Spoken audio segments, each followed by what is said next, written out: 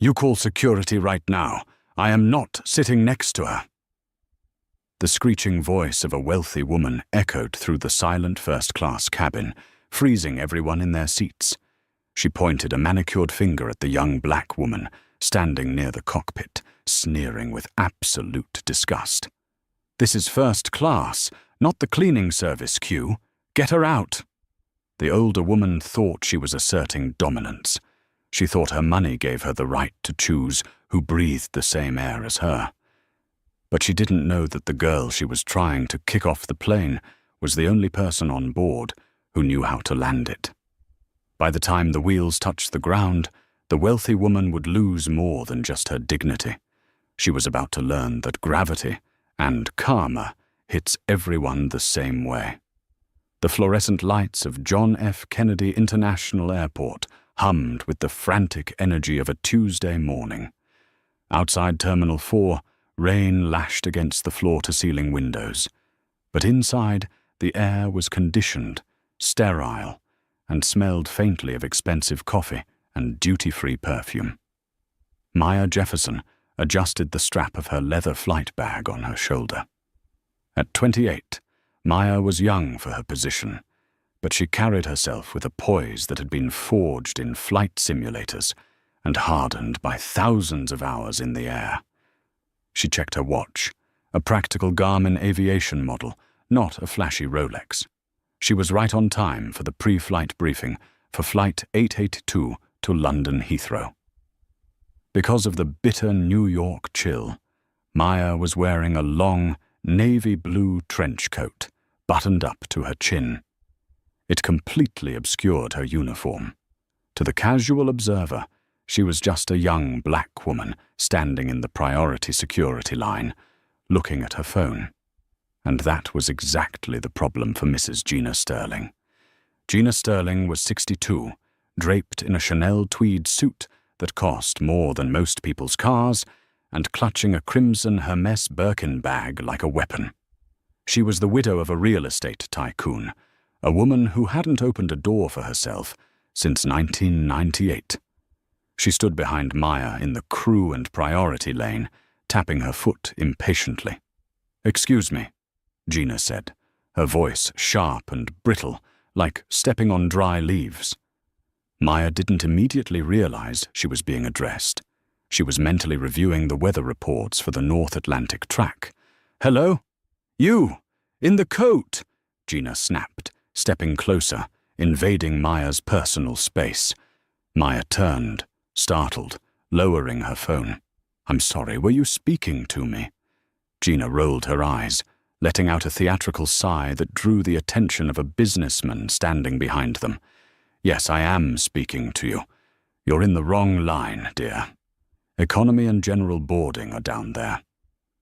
She pointed a gloved finger toward the chaotic mass of people at the other end of the terminal. "This is for priority passengers and staff only." Maya offered a polite, tight-lipped smile. She was used to this. It happened often enough that she had a script for it. "I know where I am, Mom. I'm in the right place." "I seriously doubt that," Gina scoffed, looking Maya up and down with a gaze that felt like a physical slap. "This line is for people who have paid thousands of dollars, or for the pilots. You are clearly neither." Maya's jaw tightened. "I'm actually just trying to get to work. If you'll excuse me." "Work?" Gina let out a short, incredulous laugh. "Oh, I see. The janitorial staff usually uses the service elevators, not the TSA pre-check. It's utterly ridiculous how they let just anyone clog up these lines nowadays. I have a flight to catch, and I don't have time to wait behind the help." The businessman behind Gina cleared his throat, uncomfortable. "Mom, maybe just let her be. The line is moving." Gina whipped around. "Don't you tell me to calm down. Standards are slipping everywhere. It starts with, 'Let them in the wrong lines,' and next thing you know, luggage goes missing." She turned back to Maya, her voice dropping to a venomous whisper. "Move. Now. Or I call security and have you removed for loitering." Maya took a deep breath. She could have unbuttoned her coat right there. She could have flashed the 4 gold stripes on her epaulettes, the rank of captain. But Maya had learned long ago that people like Gina didn't respect the rank. They only respected the power they thought they held. "Mum," Maya said, her voice dropping an octave, becoming the command voice she used to control a crew. "I am asking you nicely to step back. You are delaying the line." "I am delaying the line?" Gina shrieked. She waved a hand at a TSA agent. "Officer! Officer! This girl is refusing to move. She's holding up legitimate passengers." The TSA agent, a tired-looking man named David, walked over. He knew Maya. He saw her 3 times a week. "Is there a problem here, Captain Jefferson?" David asked, ignoring Gina entirely and nodding respectfully at Maya. Maya smiled, handing him her ID. "Just a misunderstanding, David. Ready to go?" Gina froze. Her mouth opened, then closed, then opened again. "Captain," she sputtered. "Her!" "Have a safe flight, Captain," David said, waving Maya through. Maya walked through the metal detector, grabbing her bag. She turned back for 1 second, catching Gina's eye. The older woman looked confused, but not apologetic. Instead, Gina's face twisted into a new kind of ugly resentment. She didn't see a pilot. She saw a girl who had tricked her. "Affirmative action hire," Gina muttered loud enough for the businessman to hear. "Probably flies the cargo planes." Maya didn't look back. She had a plane to prep, but she had a sinking feeling that Mrs. Gina Sterling was going to be on her flight. The boarding process for Flight 882 was usually seamless. It was a Boeing 777, a magnificent beast of a machine, capable of carrying over 300 souls across the ocean. Maya was already in the cockpit, going through the pre-flight checklist with her first officer, a bright young man named Liam O'Connor. Liam was Irish, charming, and deeply respectful of Maya's seniority. "Fuel load looks good, Captain," Liam said, flipping a switch on the overhead panel. "Weather over the Atlantic is looking a bit choppy around Zone 3, though."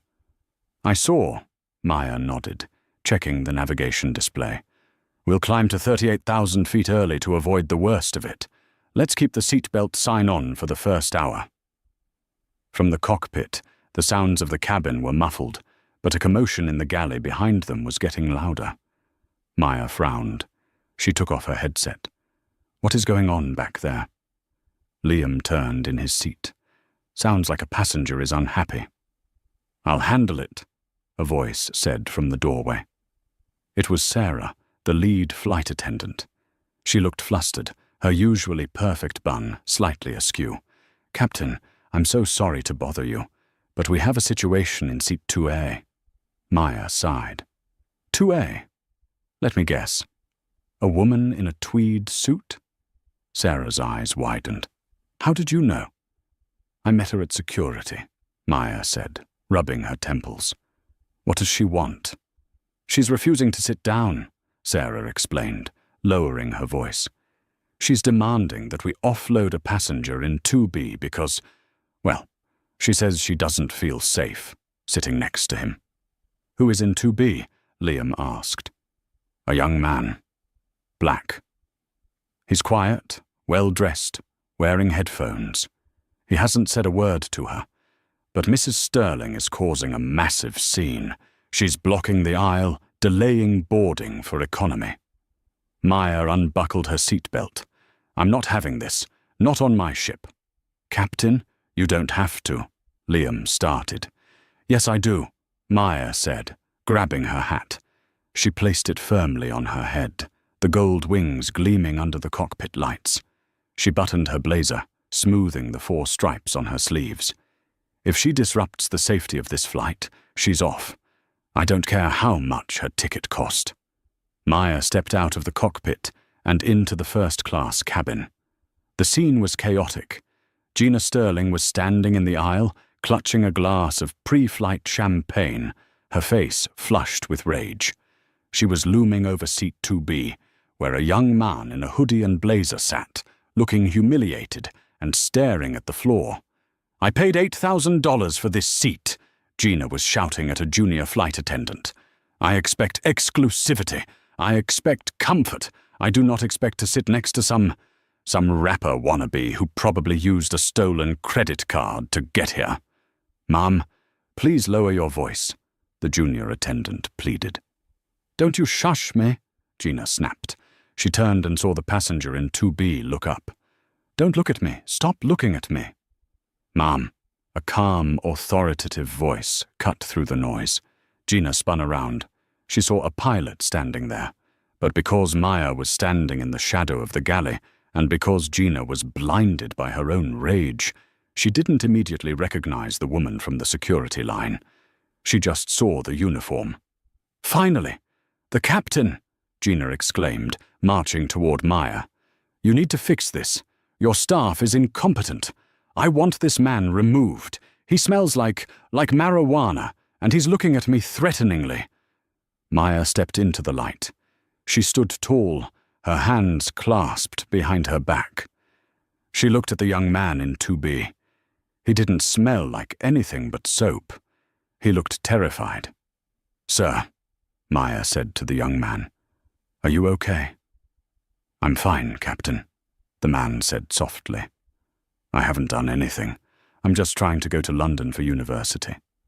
Maya nodded. She turned her gaze to Gina. The recognition hit Gina like a freight train. Her eyes bulged. She looked at the face, then down at the 4 gold stripes on Maya's sleeve.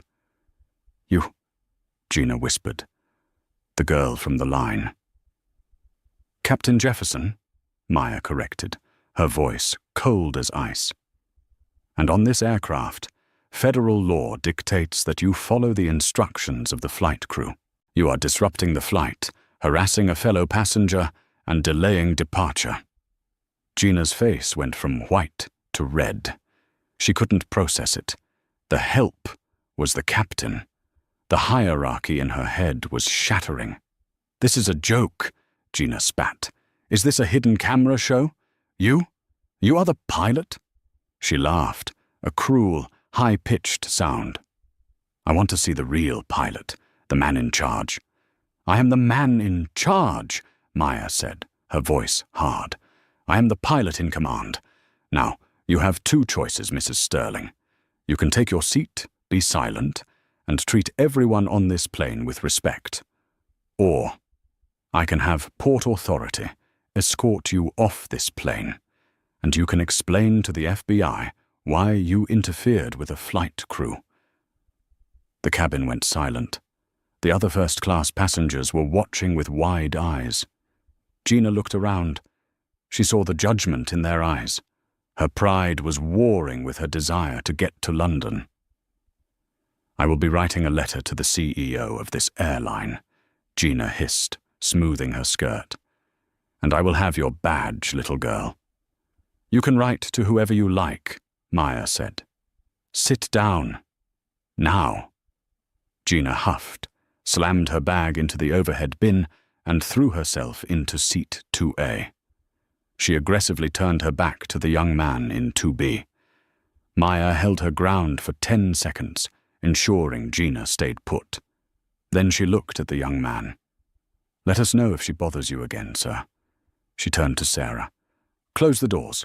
Let's get out of here." Maya returned to the cockpit, her heart rate slightly elevated, but her face calm. She sat down and put her headset back on. "Everything okay?" Liam asked. "Just another day," Maya said, engaging the thrusters. "Let's fly." But Gina Sterling wasn't done. She was just marinating in her own venom, waiting for a moment to strike. And she had no idea that in 2 hours, over the dark, freezing waters of the Atlantic, her life would be entirely in Maya's hands. The first 2 hours of the flight were deceptively smooth. The fasten seatbelt sign had been turned off. The cabin crew was serving dinner. In first class, the lights were dimmed. Gina had consumed 3 glasses of red wine. The alcohol hadn't relaxed her. It had only fueled her indignation. She sat stewing in her seat, glaring at the back of the cockpit door.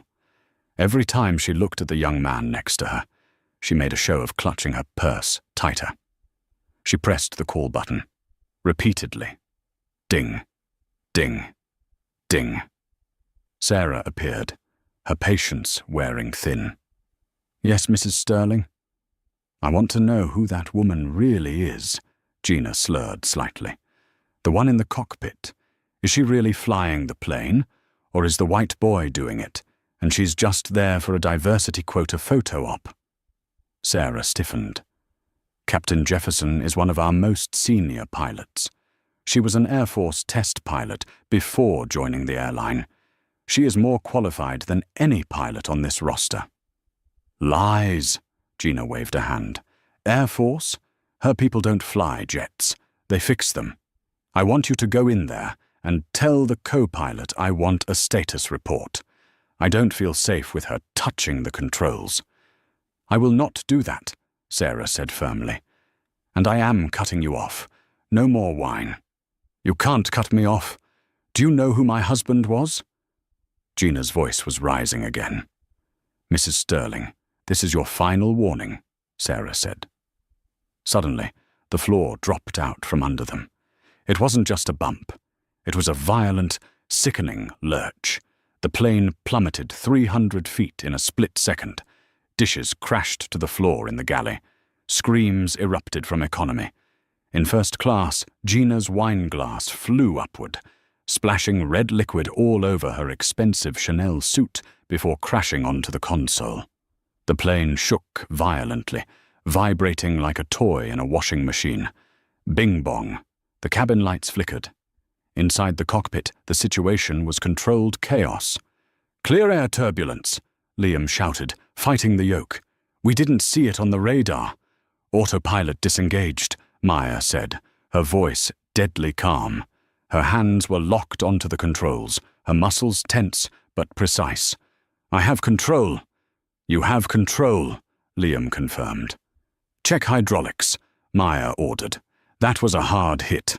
We're rolling right." "Hydraulic pressure in System B is dropping," Liam reported, his voice tight. "We might have a leak." The plane banked sharply to the right, the wing dipping toward the dark ocean below. In the cabin, panic had set in. Oxygen masks didn't drop, but the fear was palpable. Gina Sterling was screaming. "We're going to die! She's killing us! I knew it! She doesn't know what she's doing!" She unbuckled her seatbelt, a fatal mistake in turbulence. "Sit down," the young man next to her yelled, reaching out to grab her arm. "Don't touch me!" Gina shrieked, slapping his hand away. She stood up in the aisle, staggering as the plane bucked again. "I'm going in there! I'm going to make the man fly!" "Mrs. Sterling, sit down!" Sarah screamed from her jump seat. But Gina was fueled by adrenaline and blind prejudice. She stumbled toward the cockpit door. She slammed her fist against the reinforced steel. "Let me in! Get her out of the seat! Let the man fly!" Inside the cockpit, Maya was wrestling with a beast. The turbulence was severe, and the hydraulic issue was making the plane sluggish. She needed absolute concentration to stabilize the aircraft. "Captain, someone is banging on the door," Liam said, glancing at the monitor. "It's the woman from 2A. Maya's eyes narrowed. "Ignore her. Focus on the horizon. Reset the trim. We need to level off." "She's screaming about you, Captain," Liam said, his face pale. "I don't care what she's screaming," Maya said, gripping the yoke. "If she doesn't sit down, she's going to break her neck. But right now, my job is to keep 300 people alive, including her ungrateful self. Call the cabin. Tell them to restrain her." Liam grabbed the interphone. "Cabin, secure the cabin immediately. Restrain the passenger in the forward galley." Out in the cabin, the plane took another massive dip. Gina, standing unsupported and pounding on the door, was thrown backward. She flew through the air, crashing hard against the bulkheads of the galley. A sickening crack echoed through the first-class cabin. She crumpled to the floor, her leg twisted at an unnatural angle. She screamed, a sound of pure agony that cut through the roar of the engines. "My leg! My leg!" The young man from 2B unbuckled his belt, ignoring his own safety. He crawled across the shaking floor toward her. "Don't move," he said, his voice steady. "I'm a medical student. Let me help you." Gina looked up at him, her eyes filled with tears and pain. The plane was still shaking, but Maya was wrestling it back to level flight. Up front, Maya's hands were steady. She pulled the nose up. She corrected the roll. Slowly, agonizingly, the plane stabilized. "Ladies and gentlemen," Maya's voice came over the PA system a moment later. It was breathless, but strong. "This is Captain Jefferson. We hit some unexpected severe air turbulence. I have regained control of the aircraft. We are descending to a smoother altitude. Please stay seated with your seatbelts fastened. Flight attendants, check in." On the floor of the galley, Gina Sterling lay broken, sobbing, looking up at the hoodlum she had tried to kick off the plane, who was now holding her hand and checking her pulse. And through the pain, the realization began to seep in. The woman she hated was the only reason she wasn't dead. The atmosphere inside the cockpit of Flight 882 had shifted from routine to a zone of hyperfocus. The hydraulic leak was real. System B was gone. Maya had lost some control surfaces on the right wing, meaning the plane wanted to roll, and steering on the ground was going to be a nightmare. "Center, Flight 882, declaring an emergency." Maya's voice was steady, cutting through the static. "We have lost hydraulic system B.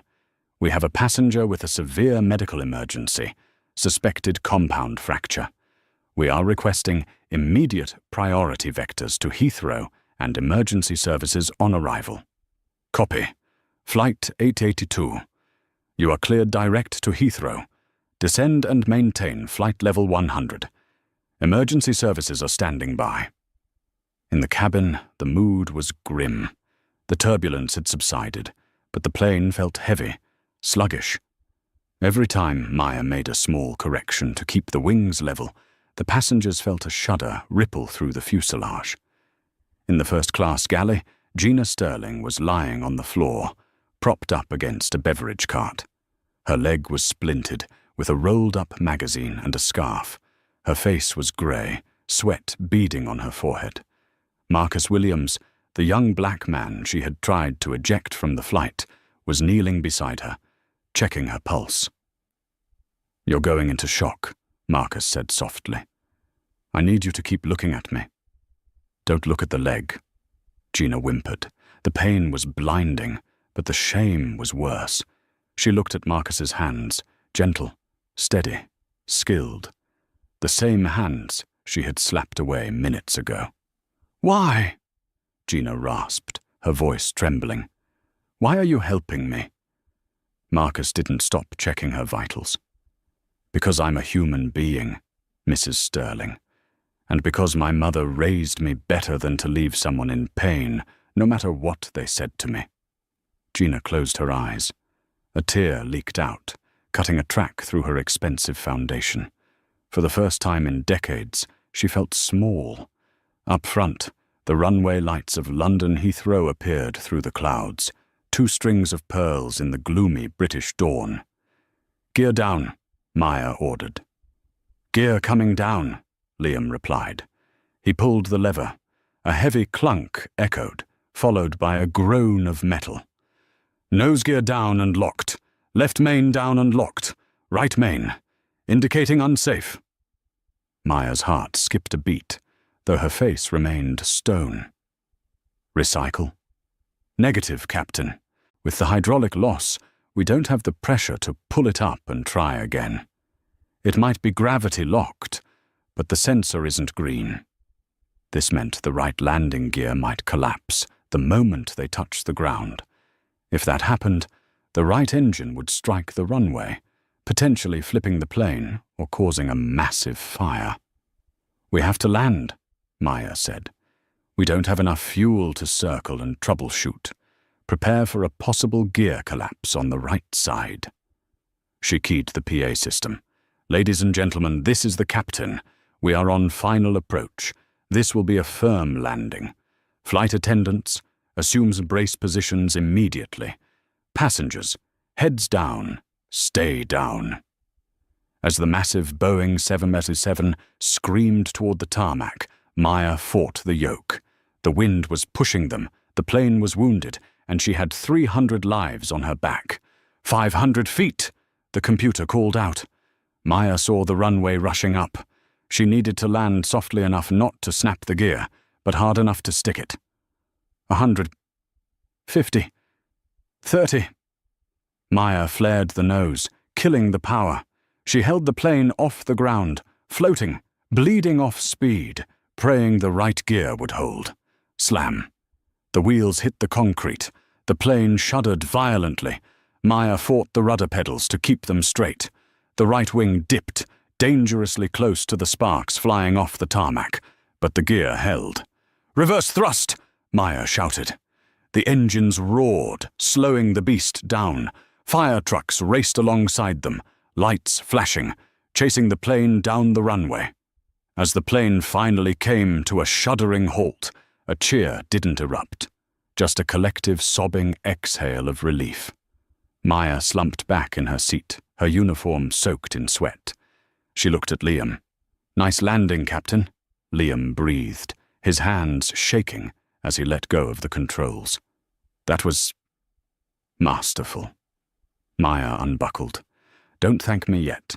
We have a passenger to offload, and I have a police report to file." The plane was surrounded by emergency vehicles. Paramedics were the first to board, rushing to the first-class cabin to attend to Gina. They loaded her onto a stretcher, her leg stabilized in a traction device. She was in agony, largely sedated by the morphine the paramedics had administered, but she was conscious. As they wheeled her toward the exit, she saw Maya standing by the cockpit door. Maya had removed her hat. She looked exhausted but powerful. Gina tried to speak, perhaps to apologize, or perhaps to beg. But before she could, 4 officers from the Metropolitan Police boarded the aircraft. They weren't smiling. "We are looking for a Mrs. Gina Sterling," the lead officer announced, his British accent clipped and serious. Gina, in her drug-hazed confusion, thought they were there to help her file her complaint. "Here," she moaned from the stretcher. "I'm the victim. That pilot. She nearly killed us. And that boy." The officer walked up to the stretcher. He didn't take out a notebook. He took out a pair of handcuffs. "Mrs. Gina Sterling," the officer said, his voice booming through the silent cabin. "You are under arrest." Gina's eyes bulged. "What? No, I'm the victim. My leg is broken." "You are under arrest for endangering the safety of an aircraft, interference with flight crew members, and assault," the officer recited. "These are serious offenses under international aviation law. You will be taken to the hospital under police guard, and upon discharge, you will be taken into custody." "You can't do this!" Gina shrieked, as the officer handcuffed her wrist to the rail of the stretcher. "I'm an American citizen. I know senators. Call the embassy." Maya stepped forward. The officer looked at her. "Captain Jefferson?" the officer asked. "That's me," Maya said. "I'm the one pressing charges." Gina stared at Maya. The realization finally hit her. She wasn't fighting a diversity hire. She was fighting the captain of the vessel, the highest authority in the sky, and she had lost. "And," Maya added, pointing to Marcus, who was standing quietly by his seat, "this young man is a witness. Mrs. Sterling assaulted him prior to the turbulence." The officer nodded at Marcus. "We'll need your statement, sir." Marcus straightened his blazer. "You'll have it." She tried to enter the cockpit while the captain was recovering from a stall. She nearly killed everyone on board. The other passengers in first class, who had been silent witnesses to Gina's tyranny for 7 hours, began to speak up. "I saw it too," a businessman shouted. "She was out of control," a woman added. "She called the captain a slur." Gina looked around, frantic. Her world of privilege, where money fixed everything and her voice was the only one that mattered, was dissolving. She was being wheeled off the plane, not as a VIP, but as a criminal. As they pushed the stretcher past Maya, Gina looked up. Maya didn't sneer. She didn't gloat. She just looked at Gina with a mixture of pity and steel. "Get her off my plane," Maya said quietly. 6 months had passed since Flight 882 made its terrifying descent into Heathrow, but the turbulence had not ended. It had simply moved from the sky to the ground, specifically to Courtroom 4 of the Isleworth Crown Court in London. The atmosphere inside the mahogany-panelled room was stifling. It was a high-profile case, dubbed the Runway Rage by the tabloids. The public gallery was packed, humming with the electric tension of a coliseum waiting for the lions. Gina Sterling sat in the defendant's dock, encased in glass. Her legal team had worked overtime to curate her image. Gone was the arrogant socialite in Chanel. Today, Gina was dressed in a drab, shapeless grey cardigan and sensible shoes. She clutched a walking cane she didn't need, trembling visibly whenever the jury looked her way. She was playing the role of a lifetime, the frail, confused grandmother, victimized by a callous airline.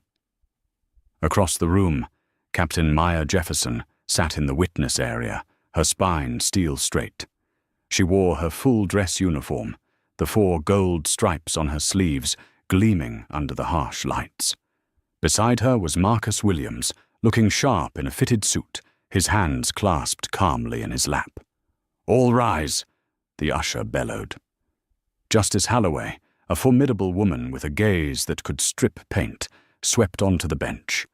Gina leaned toward her lawyer, Arthur Harrington, a man known for his expensive suits and cheap tactics. "She's staring at me," Gina whispered. "Look down," Harrington hissed. "Look pathetic." The prosecution, led by the razor-sharp Sarah Prentice, opened the proceedings.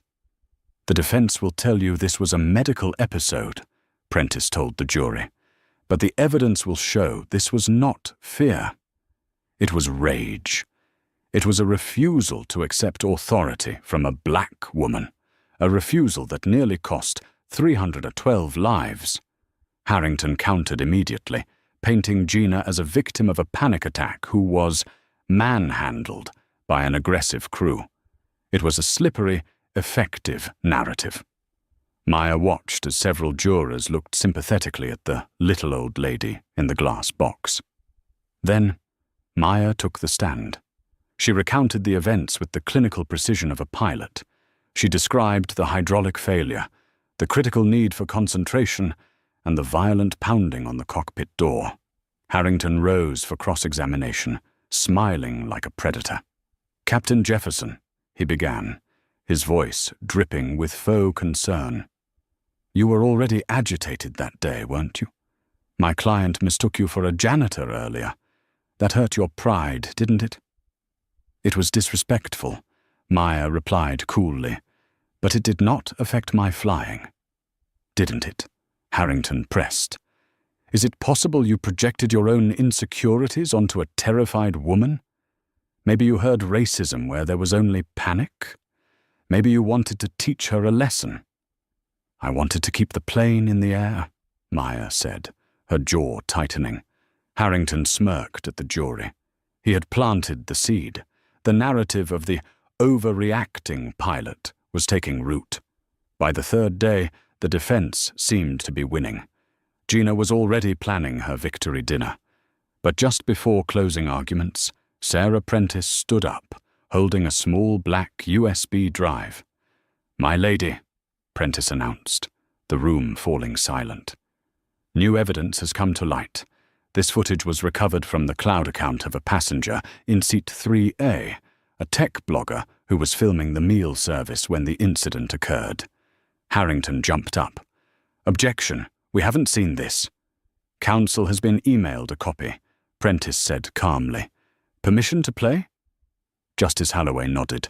"Proceed." The courtroom monitors flickered to life. The video was high definition and devastatingly clear. On screen, the plane lurched.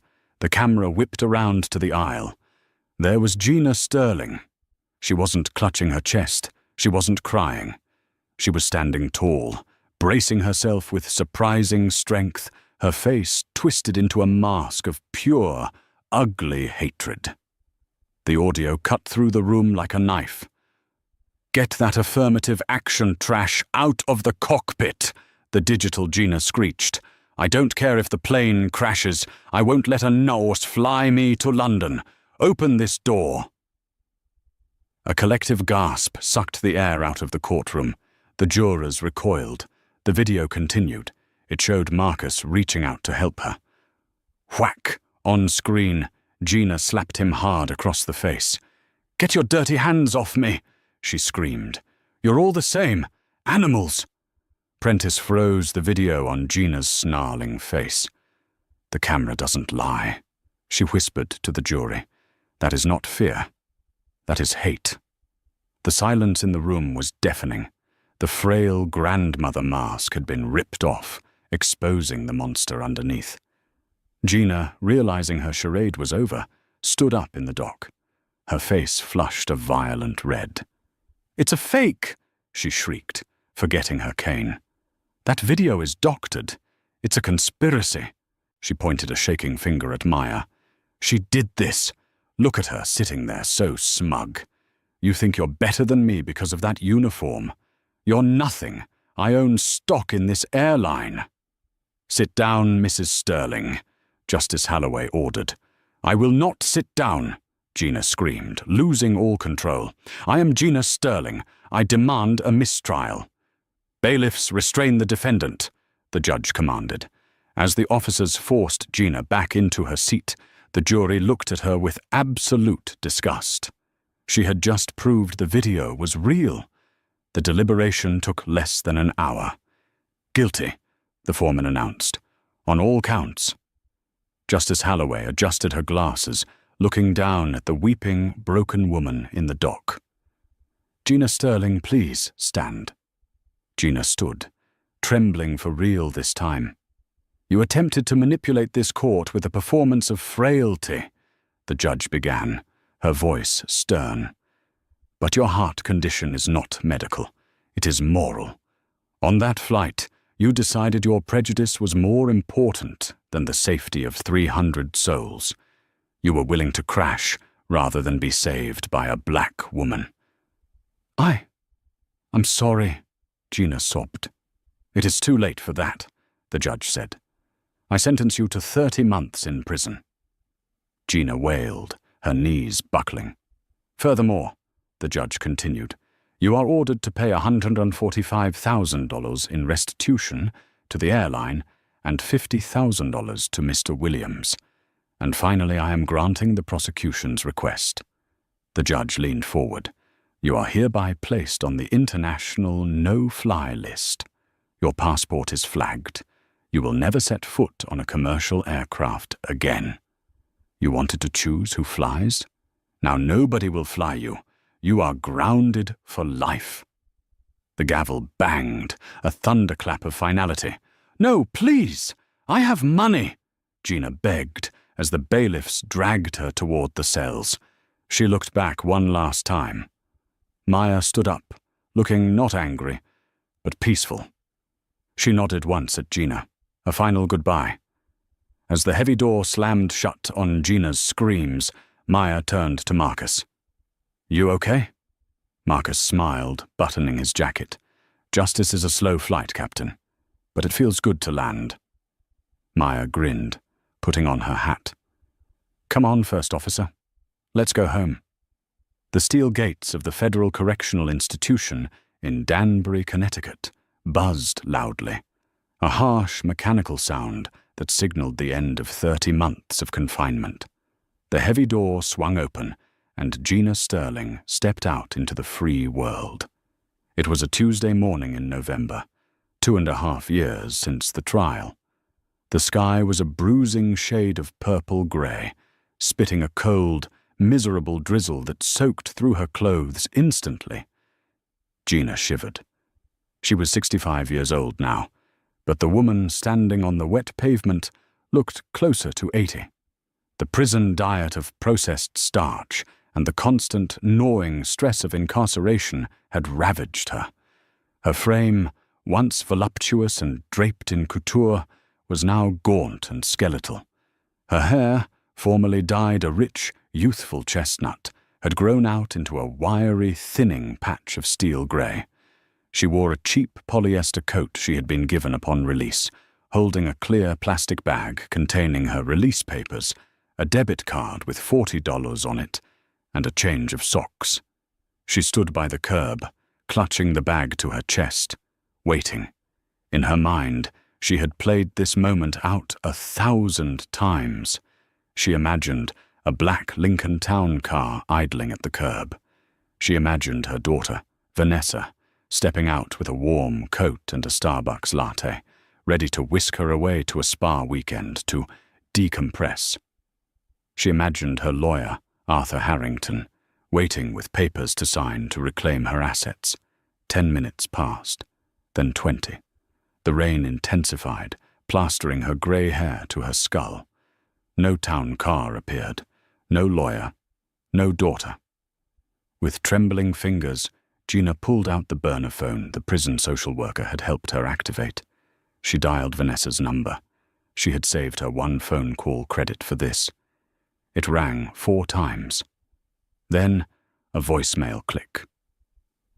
You have reached the voicemail of Vanessa Sterling Holt. If this is a reporter, please contact my publicist. If this is personal, please don't. Gina redialed, panic rising in her throat. This time, Vanessa answered. What? Her daughter's voice was sharp, hushed, as if she were hiding in a closet. Vanessa, it's Mommy, Gina said, her voice cracking.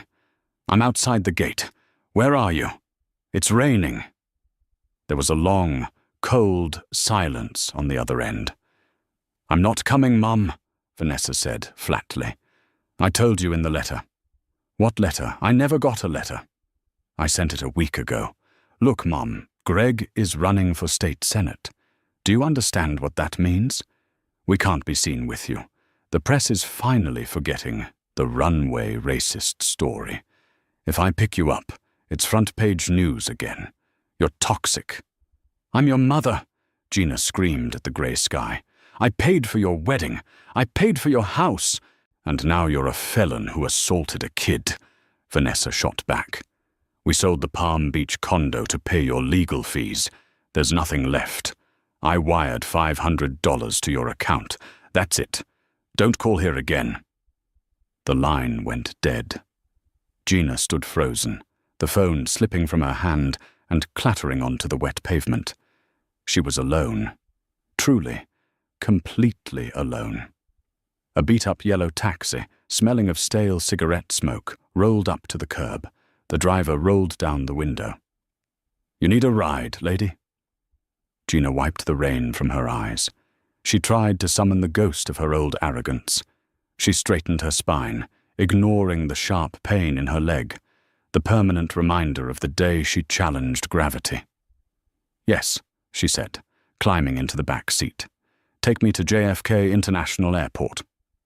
The driver eyed her in the rear-view mirror. That's $100 fare. I have money, Gina lied, clutching her debit card. She didn't have a plan, but she had an instinct. The airport. The airport was the gateway to the world. If she could just get to Miami, she could figure it out. She just needed to fly. The ride to JFK took 90 minutes. When the taxi pulled up to the curb of Terminal 4, Gina felt a strange, phantom limb sensation. This was her natural habitat. The towering glass facade, the hustle of porters, the smell of jet fuel and expensive perfume. For decades, She had ruled places like this. She paid the driver with the last of her money, leaving her with almost nothing.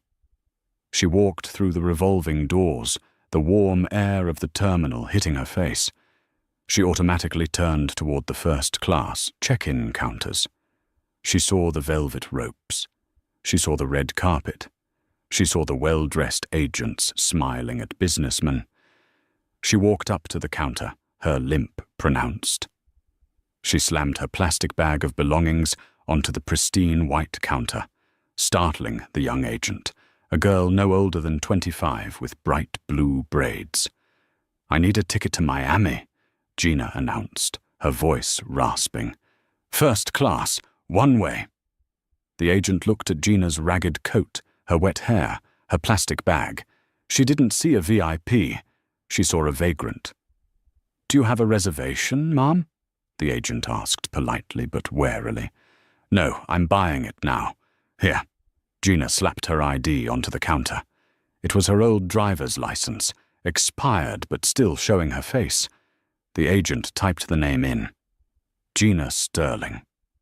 Suddenly, the screen in front of the agent turned a flashing, angry red. A low, audible ping echoed from the computer. The agent's eyes widened. She took a step back from the counter, her hands raising slightly, as if Gina had pulled a weapon. "What?" Gina snapped. "What is taking so long? I want an aisle seat." "Ma'am, please wait here," the agent stammered. She picked up her phone and whispered urgently.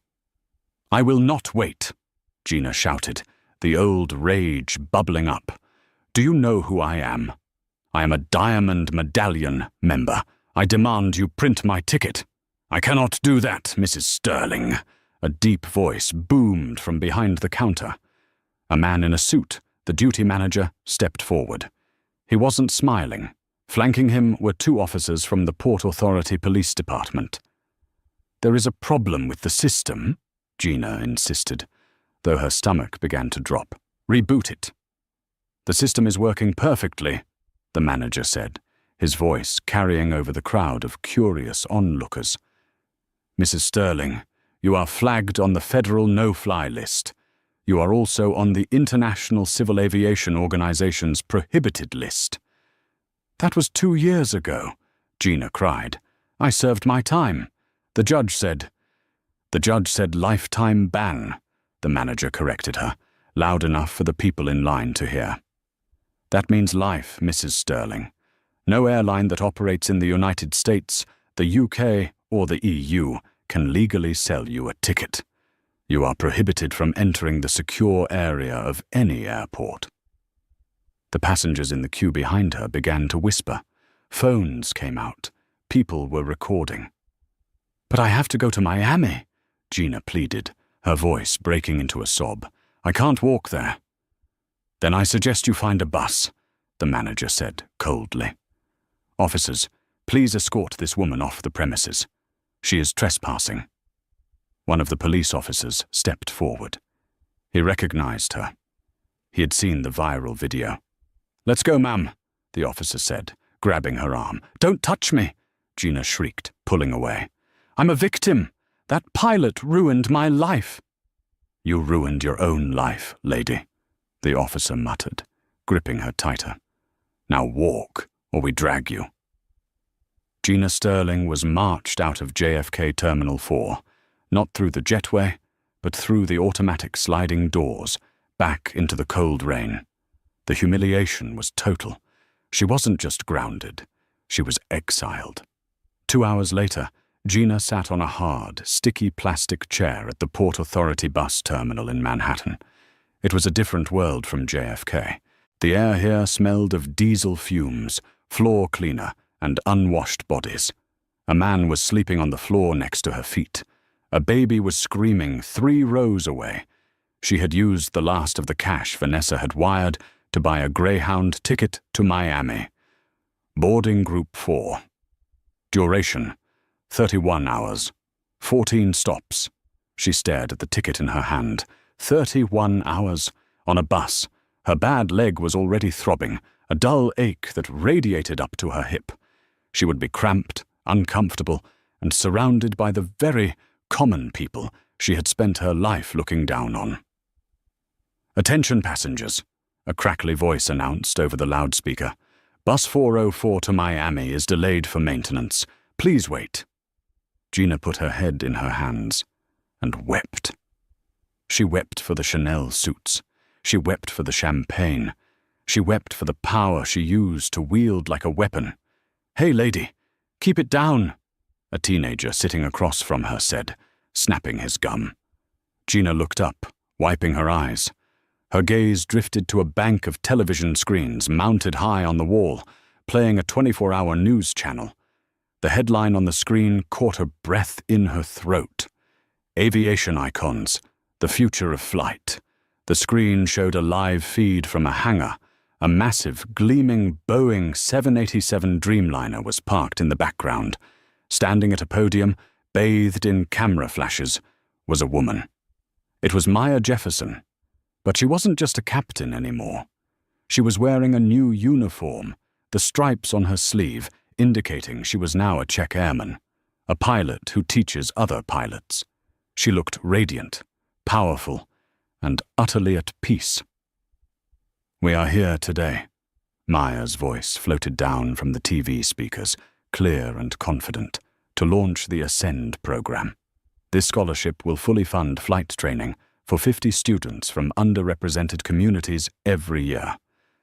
The crowd on the TV cheered. Maya smiled and turned to the man standing next to her. "And to lead this program," Maya continued, "I am proud to introduce my co-pilot and the youngest chief flight instructor in the airline's history, Captain Marcus Williams." Gina gasped. Marcus stepped up to the microphone. He looked older, filled out, handsome in his uniform. He had 4 stripes on his shoulder now. He was a captain. "Thank you, Captain Jefferson," Marcus said, his smile beaming. 3 years ago, I was just a kid in seat 2B, afraid to speak up. Today I'm flying the heavy jets. We want to show the world that the sky belongs to everyone. It doesn't matter where you come from or what you look like. If you have the skill and the heart, you can fly. The camera panned out to show Maya and Marcus shaking hands, 2 titans of the industry, beloved and respected. Gina stared at the screen, her mouth slightly open. The boy she had slapped was a captain. The woman she had called a janitor was a legend. And she, Gina Sterling, the woman who owned the world, was sitting on a sticky chair in a bus station, waiting for a delayed ride to nowhere. A janitor pushed a mop bucket past Gina's feet, bumping her bad leg. "Watch it," the janitor grunted. Gina looked down. The dirty water swirled around her orthopedic shoes. "I'm sorry," Gina whispered, pulling her legs in.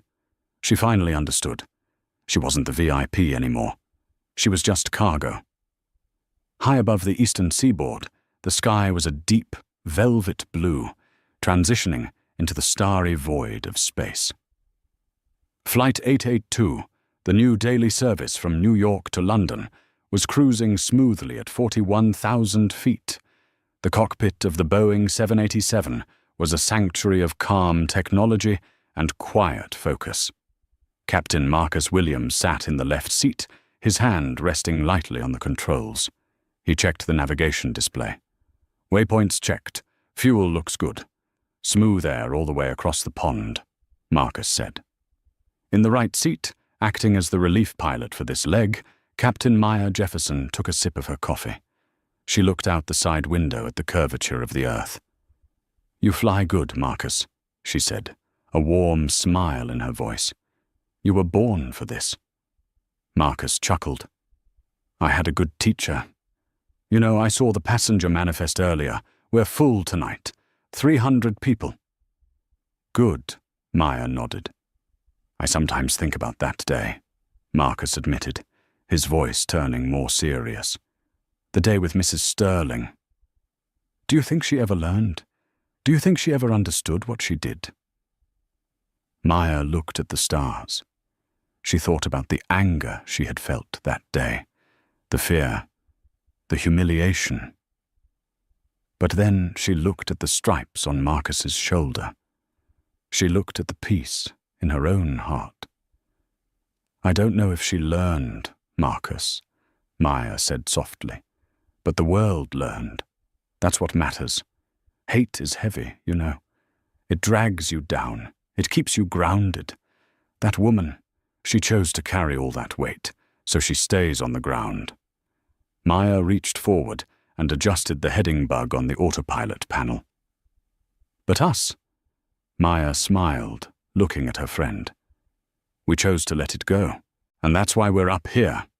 Marcus nodded, the wisdom settling in. "Travel light, fly high." "Exactly," Maya said. "Now let's get these people to London."